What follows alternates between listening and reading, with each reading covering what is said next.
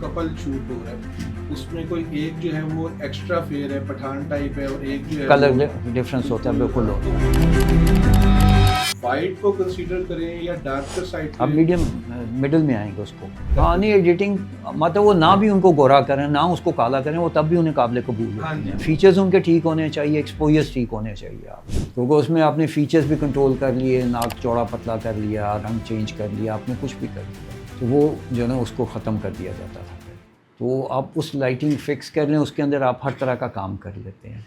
सिर्फ इसका ये कि टेक्सचर जहाँ पे, जैसे इन्होंने अच्छा क्वेश्चन किया था कि वाइट के ऊपर वाइट कढ़ाई वगैरह हुई है, उसको कैसे करना है।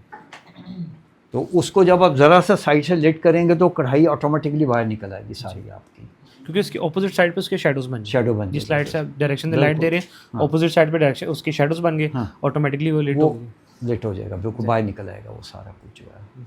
प्रोमिनेंट हो जाएगी। तो ये मकसद यही था कि हम यह छोटी सिचुएशन के अंदर किस तरह काम कर सकते हैं। हर बंदे के पास आइडियल स्टूडियो भी नहीं होता, आइडियल इक्विपमेंट भी नहीं होता। एग्जैक्टली।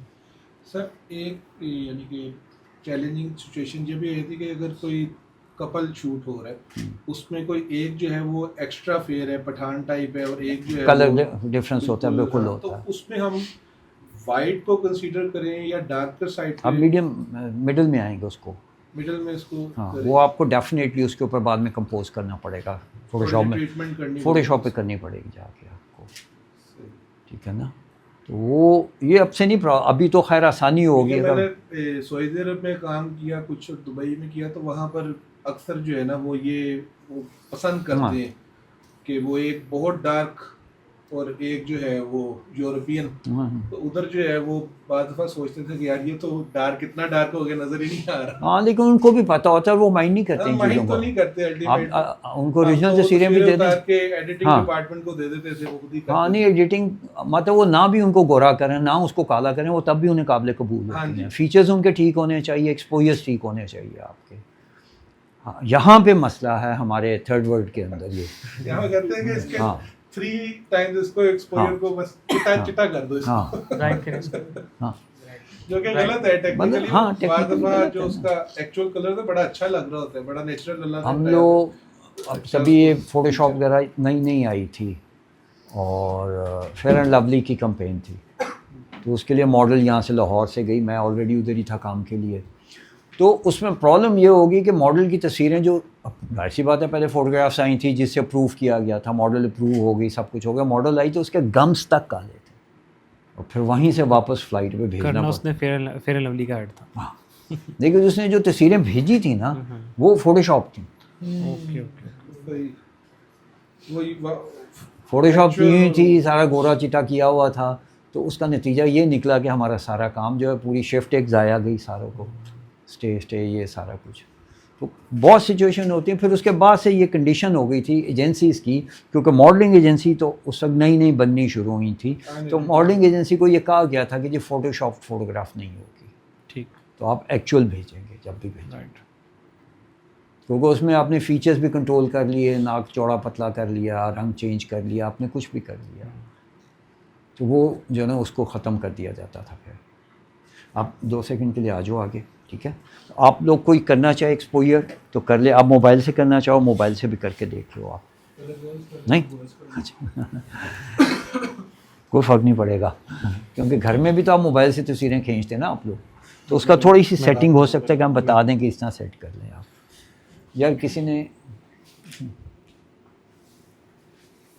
नहीं, अभी फ्रंट की लाइट नहीं ऑफ नहीं है। हाँ, काम है आपका एक्सपोजर जो है ना बैक के ऊपर है, आपका एक्सपोजर क्या आ रहा है जी। एक्सपोजर सेटिंग क्या है, आप इससे करना चाहोगे? कोई बात नहीं, मेक एनी डिफरेंस। आपने बेटा से ये प्रेस करना है, बाकी सेटिंग हुई हुई है उसकी सारी। आपने फ्रेम देखना है कि फ्रेम आपका सही होना चाहिए। कैमरा जब भी पकड़ना है ना, ये हाथ यहाँ पे रखना है नीचे, क्योंकि इस तरह जो है ना वो बैलेंस नहीं होता कभी भी, ये नीचे रखना है, फिर आप इसको बेशक देखते हो। यहाँ हो गया, आप जैसे ही करोगे वो फोकस भी खुद ही कर देगा, ठीक है, लेकिन आप इस तरह एक्सपोज करो। हाँ, ये और ये यहाँ पे है शटर का बटन इसका। सो ये देखिएगा,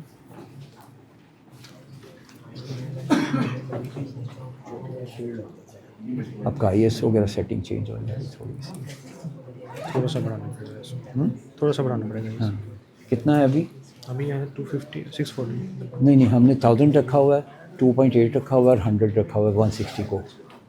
कुछ यहाँ से लाइट जाएगा नीचे तो लाइट बढ़ जाएगी, कुछ ISO से बढ़ जाएगी आपकी।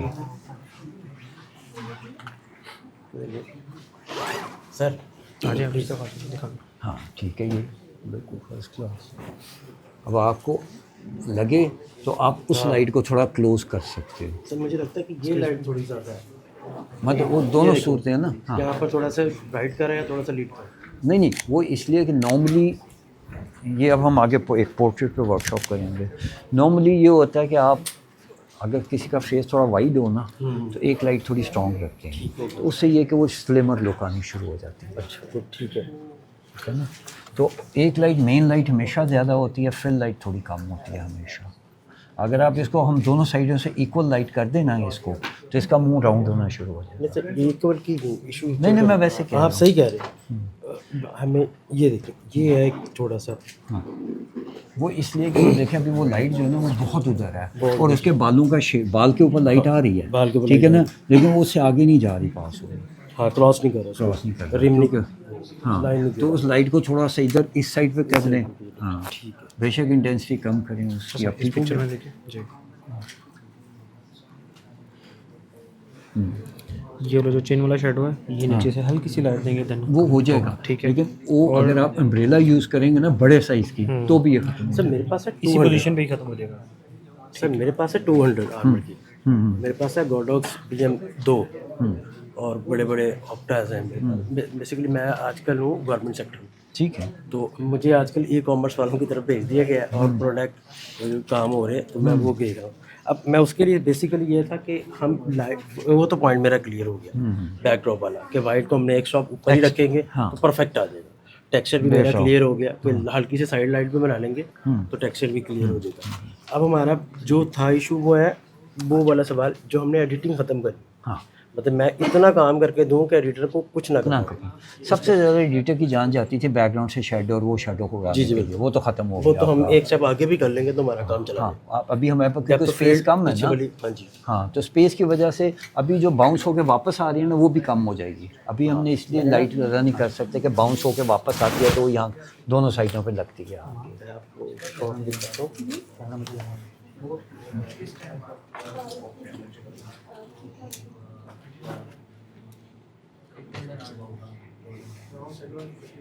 मेरा ये पॉइंट था और ये आज आपने क्लियर करा दिया। कई दफ़ा बहुत सारी चीज़ें छोटी छोटी होती हैं जो हमें खुद भी नहीं होती, तो करके क्लियर होना शुरू हो जाता है। नहीं वो आपने पहले ही पॉइंट से क्लियर कर दिया, वो था कलर। मैंने प्रोडक्ट बॉक्स के अंदर 2 प्रोडक्ट्स एडिट की थी, बनाई थी।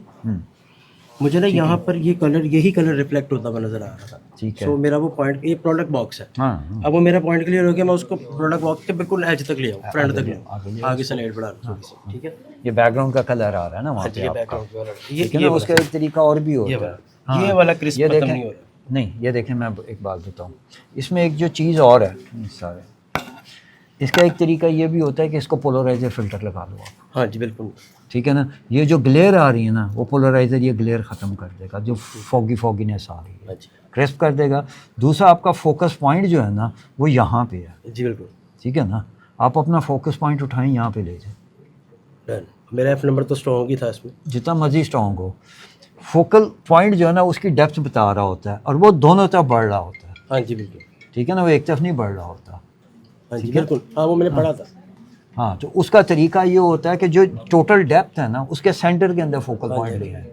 जैसे ग्रुप फोटो अगर आप ऐसे खड़े हो तो नॉर्मली ये होता है कि साइडों के लोग आउट हो जाते हैं, आउट हो जाते हैं। सेंटर में फोकस होता है, ठीक है ना। उसके 2 तरीके होते हैं, या तो उसको यूं कर दें, अच्छा हम यूँ कर लेते हैं। ठीक है। दूसरा तरीका ये होता है कि ये मिडल है ना और ये आपका हाफ है, ठीक है। इसके हाफ यानी यहाँ पे अपना फोकस पॉइंट यहाँ पे रखें। लेकिन जो प्राइम लेंस होता है ना वो नॉर्मली शार्प ज़्यादा होते हैं, ठीक है ना। तो उसके अंदर मिरर्स कम होते हैं, ठीक है ना। जितने मिरर्स ज़्यादा होंगे लाइट उतनी पास होके आएगी। कोई एक मिरर में भी थोड़ा सा प्रॉब्लम आएगा तो वो उसको सॉफ्ट करना शुरू कर देगा। तो वैसे तो जो प्रोफेशनल काम होता है वो प्राइम लेंस के ऊपर ही होता है जितना भी है। जूम हमने आसानी के लिए अपना रखा हुआ है कि आप एक ही जगह खड़े होकर पोर्ट्रेट भी कर लेते हैं, दूसरे भी कर लेते हैं। लेकिन वो ये भी है कि जिस तरह ये BCW मैंने BCW कवर किया उसमें तो वो 70-200 ही वो चल रहा होता है। शादियों में? हाँ, शादियों में तो अभी वो डिमांड ही नहीं रही उनकी, वो कहते हैं भाई 85 पे ही सारा कुछ कर दो। वो इसलिए कि उनको पता नहीं है ना फर्क उनको क्या पता है। ही नहीं है। और बाज़ दफ़ा वो इतना सर यानी कि अजीब सा हो रहा होता है कि अगर आपने 70-200 वाला लेंस लगा लिया है या आपने इवन 24-105 लगा लिया तो दूसरी पार्टी का एक लड़का वो 35 mm प्राइम के साथ जाके वो ऐसे ऐसे करके कर रहा होगा और वो आपके जो सारे वो होंगे ना एंगल्स वो डिस्टर्ब कर रहा होगा, उसको रिक्वेस्ट भी करेंगे यार ये 35 असल mm में आपने देखिए लगाया। प्रॉब्लम पता क्या है इसके अंदर, कई दफ़ा लोग जान के तंग करने के लिए 2 बंदे छोड़ देते हैं। इसलिए आपने कभी साइकिलिंग रेस देखी है जो हाँ जी, टूर वो डी फ्रांस और इस तरह होता है, F1 तो में भी एक ऐसा ही ही है। जर्सी के ना लोग होते हैं जो टीम होती है, उन्होंने एक बंदे को आगे रखना होता है, दूसरों का रास्ता ब्लॉक करना होता ऐसा ही है। है, ठीक है ना। तो ये वो स्पोर्ट्स के अंदर भी ऐसे होता है, रग्बी के अंदर भी होता है, सब चीज़ों में होता है। तो यहाँ पे कई लोग सिर्फ तंग करने के लिए ना वो इस तरह से इन एंगल्स पे इन जगहों के ऊपर आ जाते हैं कि आपका रास्ता ब्लॉक कर रहे होते हैं कि आप फ्रीली काम ना कर सकें। अच्छा सर, मेरे पास एक लेंस था सोनी का 2470, उसमें ये इशू आ रहा था कि मैं उसको 24 पे करता था तो वो तस्वीर पिच का आ रही अच्छा जब 50 पे जाता है 35 पे जाता तब ठीक होता था। अच्छा, तो ये क्या रीज़न हो सकती है, किस वजह से Angle? मतलब नहीं लेंस में प्रॉब्लम थी। वही ना, या तो उसकी प्रॉब्लम कहीं गिरा हो सकता है कि उसकी कहीं mirror तक जोर से चोट लगी हो किसी एक साइड पे, उसका मिडल आउट हो गया हो, कुछ भी वजह हो सकती है। कई दफ़ा हमें नहीं पता लगता, हम जाते हैं कोई चीज़ एज पे लगती है जोर हिट हो से, जाती है हल्की सी। हल्की सी भी, तो उसका बैलेंस आउट हो जाता है। यही वजह थी कि उसकी वो फिर मैंने उसको सेल ही कर दिया ताकि इससे हाँ, एक्सेस चेंज हो गया ना उसके साथ। उससे फिर जाने छुड़ा ली, क्योंकि मैंने वही 2470 किसी और का भी यूज़ करके देखा, वो बिल्कुल ओके उसमें फील है।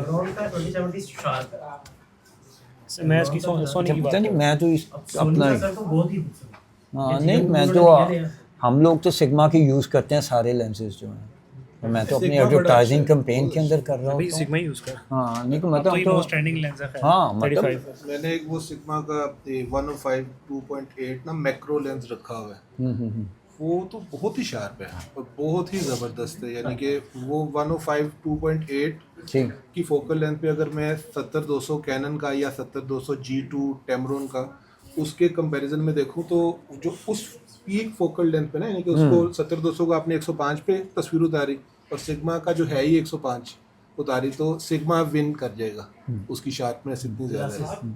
ग्लासेस बहुत ज़्यादा शार्प है, वो प्राइम है ना बेसिकली, वो है ही प्राइम भी है, वैसे भी ग्लासेस मैटर करते हैं ना, उसके मैटर कर रहा होता है सारा। अब यही 105 वेरिएबल यूज करें तो उसके ग्लासेस चेंज होते हाँ हैं। मिरर जो फ्रंट वाला मिरर नहीं, अंदर वाला जो अंदर चल रहा है हाँ वो चेंज होता है। तो वैसे भी जो प्राइम लेंस होते हैं इसके मिरर ज़्यादा शार्प है। नहीं, प्राइम में अंदर मिरर चीज़ें कम कम होते है हैं ना, ना, मिरर कम है, शार्प अच्छे हैं। वो इसीलिए शार्प लाइट ज़्यादा सेंसर पे डायरेक्ट पड़ हाँ जाती है। डायरेक्ट सेंस पे ज़्यादा आ रही होती है, उसमें से थ्रू होके नहीं आ रही होती कहीं से। अच्छा 35 mm हम उसके लिए प्रोडक्ट के लिए यूज़ कर सकते हैं और इसमें ऐसी डिपेंडेंसी तो नहीं है किसी जगह पे, जैसे आप बता रहे हैं कि लाइक किसी ह्यूमन के हम सब्जेक्ट पे जाते हैं बहुत ही क्लोज हो जाते हैं तो वो ओवल बन जाता है। हाँ, ये distortion प्रोडक्ट में हो भी जाती ये उसमें भी आएगी, प्रोडक्ट में भी आएगी। ना मेरी प्रोडक्ट 50 पे ही होती है, जो बहुत जूम पे भी नहीं ज़्यादातर 50 पे होती, होती है। बहुत जूम पे भी नहीं होती, 50 पे ही होती है।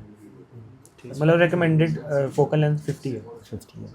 वो एक 2000 अभी प्रोडक्ट एक से डिज़ाइन होता है कि मुझे कितनी फोकल लेंथ रखनी है। मेरे अगर नहीं नहीं, product फोकल बड़ा लेंथ और बात है, देखिए ना।